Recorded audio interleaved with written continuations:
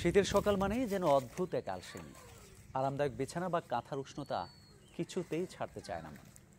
তবু কুয়াশার চাদর সরিয়ে উঁকি দেয় মিষ্টি রসের লোভ। বলছি শীতের হিম জোড়ানো ভোরে খেজুর রসের কথা। গাছ থেকে সদ্য পাড়া এক গ্লাস টাটকা রসে যেন জমে ওঠে শীতের আমেজ। শুধু কি তাই, গাছেদের ব্যস্ততায় গল্পটাও রং বদলায়। মমিনুল ইসলাম মমিনের ক্যামেরায় নীল মাহবুবের রিপোর্ট।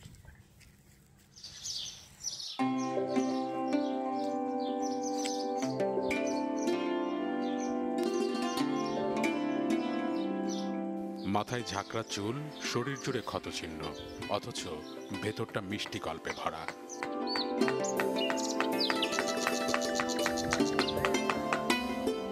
বাঁশের তৈরি নালা দিয়ে যে গল্পটা ফোটায় ফোটায় পড়ে, জমা হয় মাটির হাঁড়িতে।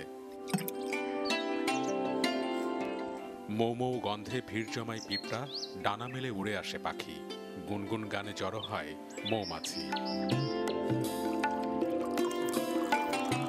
শুধু কি তাই, কুয়াশা মাখা ভোরে খেজুর রসের ঘ্রাণে মেলা বসে নানা বয়সের। এক গ্লাস টাটকা রসে জমে ওঠে শীতের সকাল। প্রতি বছরে এখানে আসলে রস পাওয়া যায়, আর অনেক সুন্দর রস। প্রতি শীতেই খুব ভালো লাগে এগুলা। একদম সকাল সকাল উঠে বন্ধুর সাথে উঠে আসা একসাথে, আসলেই একটা অন্যরকম অনুভূতি।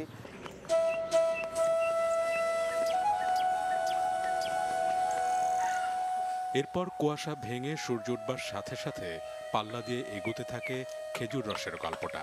ব্যস্ততা বাড়ে, শুরু হয় খেজুর রসে গুড় তৈরির তোড়জোড়।